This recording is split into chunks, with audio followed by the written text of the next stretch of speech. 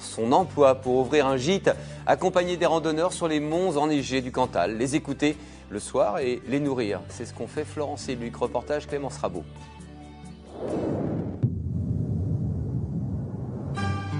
Dans le Cantal, en Auvergne, le manteau blanc fait partie du paysage en hiver avec plus de 20 jours de chute de neige par an.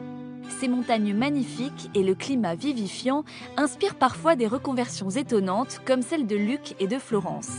Elle était sage-femme, il était prothésiste dentaire.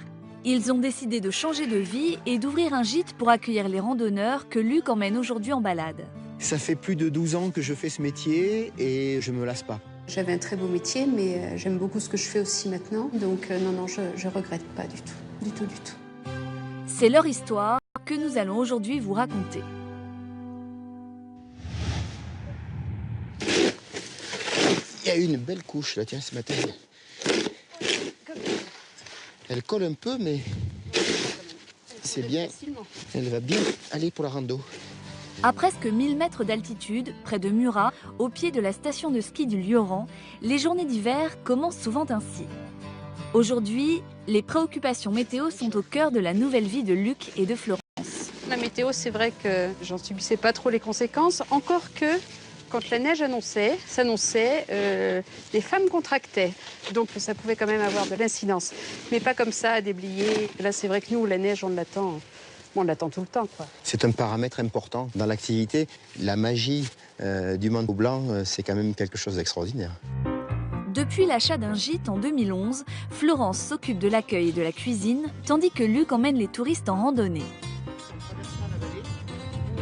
Pour rejoindre la forêt de la Chaudière qui est juste en face, là, regardez. C'est parti pour la journée.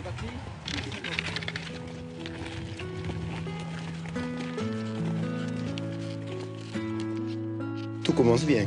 La neige est bonne, les clients sont en pleine forme et ravis de voir le soleil. Donc c'est parfait. Luc est originaire de l'Hérault, mais il a déménagé dans le Cantal à la fin des années 80 pour le travail.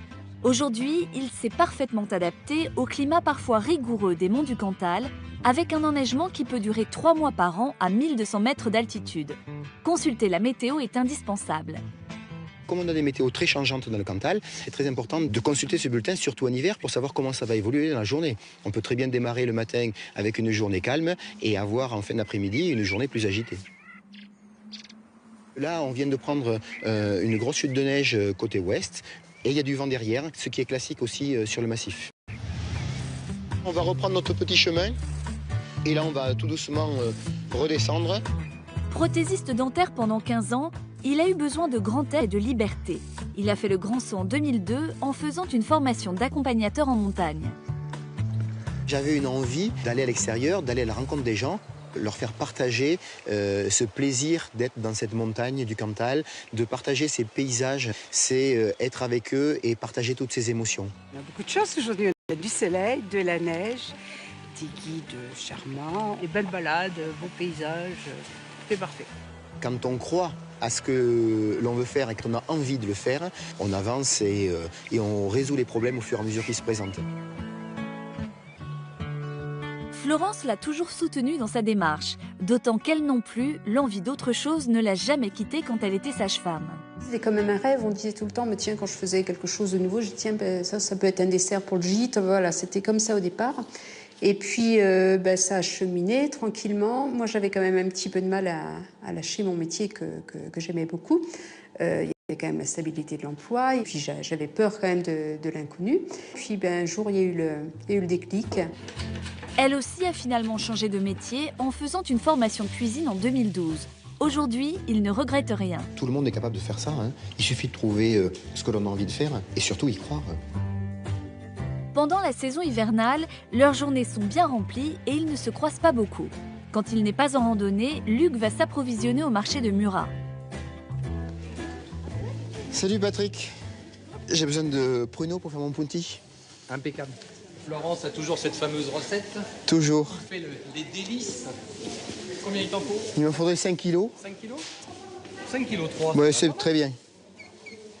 Il me faut des raisins pour la coupetade aussi. La coupetade, c'est un dessert local aussi que l'on prépare. À base de pain perdu avec des raisins. C'est un dessert qui est de la région de Saint-Flour, Nord-Lozère.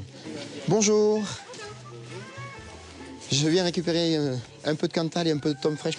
Donc 2 kilos si vous avez aussi. Pendant que Luc fait les courses, Florence prépare le dîner pour les randonneurs. Au menu, une truffade, plat d'hiver typique du Cantal, à base de pommes de terre, d'ail et de tomme fraîche. On est bien loin de l'ancien métier de sage-femme de Florence.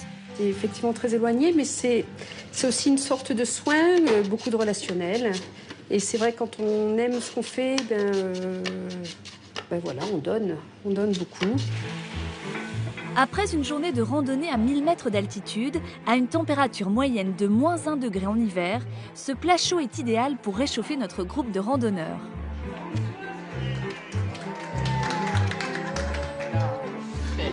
Alors une truffade du Cantal et des saucisses Cantalou. C'est un moment de convivialité et de partage avec les clients qui ont passé toute la semaine au gîte. Bon appétit. Merci. C'est bon, comme d'habitude. Depuis le début, c'est comme ça. Un lien s'est créé entre eux et nous. C'est ça qui nous fait surtout plaisir. Les gens sont très reconnaissants et ça pour nous, ça nous pousse à continuer. Et on regrette rien du tout.